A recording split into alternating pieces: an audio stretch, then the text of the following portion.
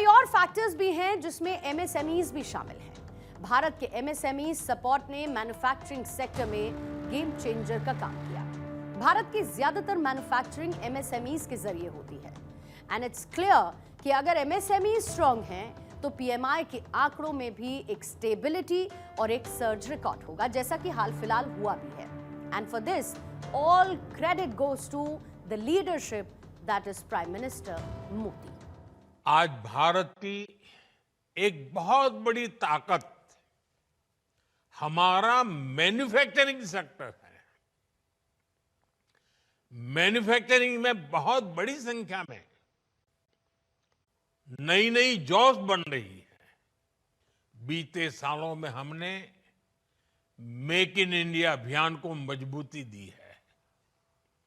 सिर्फ PLI scheme से उससे ही 11 लाख से अधिक रोजगार देश में बने हैं। बीते सालों में मोबाइल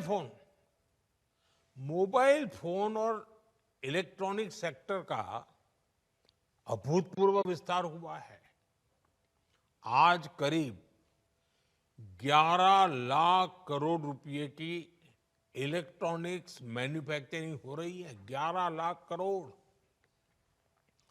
इसमें भी बीते 11 साल में 5 गुना से भी अधिक वृद्धि हुई है।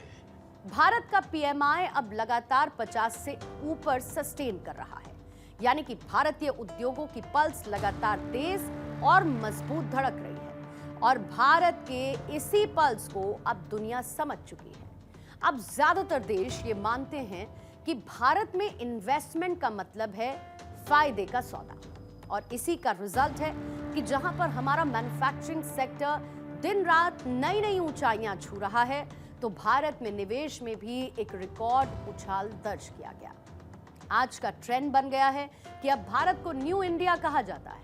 ये सिर्फ नाम बदलने तक सीमित नहीं, बल्कि ये भारत की वो पहचान भी है जो हासिल हुई है उसकी आक्रामक रणनीति से। भारत अब वो देश नहीं रहा जो किसी और पर निर्भर रहता हो। देश ने अपनी राह को खुद बनाया और इस पर चलते हुए देश अब और कंट्रीज के लिए एग्जाम्पल सेट कर रहा है।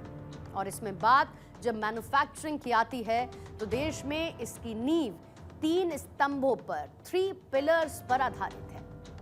पहला है चाइना +1 स्ट्रैटेजी का केंद्र, यानी दुनिया भर की कंपनीज अब चीन पर अपनी निर्भरता को कम कर रही हैं। भारत के पीएलआई स्कीम की वजह से इलेक्ट्रॉनिक्स, सेमीकंडक्टर और मोबाइल मैन्युफैक्चरिंग में भारत एक वैश्विक हब बन चुका है।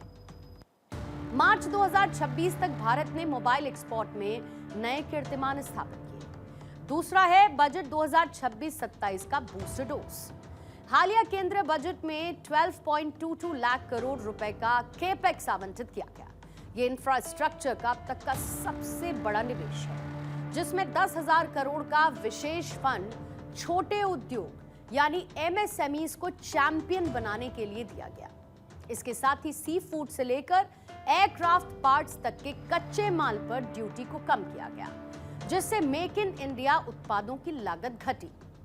फिर घरेलू मांग का इंजन, जहां पर दुनिया की बड़ी बड़ी इकोनॉमीज जैसे कि यूरोप और अमेरिका मंदी या फिर सुस्ती का सामना कर रही हैं, वहीं भारत की डोमेस्टिक डिमांड इतनी मजबूत है कि निर्यात में थोड़ी नरमी के बावजूद मैन्युफैक्चरिंग पीएमआई रिकॉर्ड स्तर पर बरकरार है। अच्छी बात यह है कि आने वाले साल को लेकर भारतीय कंपनीज का भरोसा बहुत मजबूत है और उन्हें उम्मीद है कि बाहरी चैलेंजेस के बावजूद इंडियन इकोनॉमी 7.6% की रफ्तार से बढ़ती रहेगी। लेकिन यहां पर एक बात जो परेशान करने वाली है वो ये कि विदेशी बाजार से मिलने वाले ऑर्डर्स में थोड़ी सुस्ती जरूर देखी गई। हालांकि इसके बाद भी देश के अंदर की डिमांड यानी डोमेस्टिक डिमांड काफी ज्यादा है, जिससे बाहरी ऑर्डर्स का असर देश पर कम पड़ रहा है और भारत तेजी के साथ आगे बढ़ रहा है। अलग अलग सेक्टर्स में देश की ये प्रगति, ये मैन्युफैक्चरिंग के रिकॉर्ड तभी बनते हैं, ऐसे नहीं बनते। ये सब तब संभव होता है जब ज्यादा से ज्यादा नौजवानों को नौकरियां मिल रही हैं। नौजवानों का पसीना लगता है उसमें, उनका दिमाग काम करता है, वो मेहनत करते हैं। देश के नौजवानों ने रोजगार तो पाया है, लेकिन ये कमाल करके भी दिखाया है। अब सरकारी कर्मचारी के तौर पर आपको हर संभव प्रयास करना है कि देश में मैन्युफैक्चरिंग सेक्टर की ये गति निरंतर बढ़ती रहे। दुनिया मानती है that India is no longer manufacturing for the world's demand, it is manufacturing for the world's future. आप खुद सोचिए कि कभी जो देश भारत को कमतर आंकते थे, वो अब भारत को न सिर्फ जगह दे रहे हैं बल्कि अपनी टॉप प्रायोरिटी में रख रहे हैं। और ये सब कुछ हुआ हर भारतीय की मेहनत से, देश को आगे ले जाने वाली विजनरी सोच से। भारत की चिमनियों से निकलता हुआ धुआं यही कह रहा है, हमारी फैक्ट्रीज में सिर्फ प्रोडक्ट नहीं बनते, वहां पर उम्मीद बनती है, रोजगार बनता है और राष्ट्र निर्माण होता है, जिसका सबसे बड़ा एग्जाम्पल है भारत की मैन्युफैक्चरिंग उड़ान। यही असल में भारत की पहचान है और यही सही मायने में भारत की सक्सेस स्टोरी, यानी कि आज की इंडिया स्टोरी।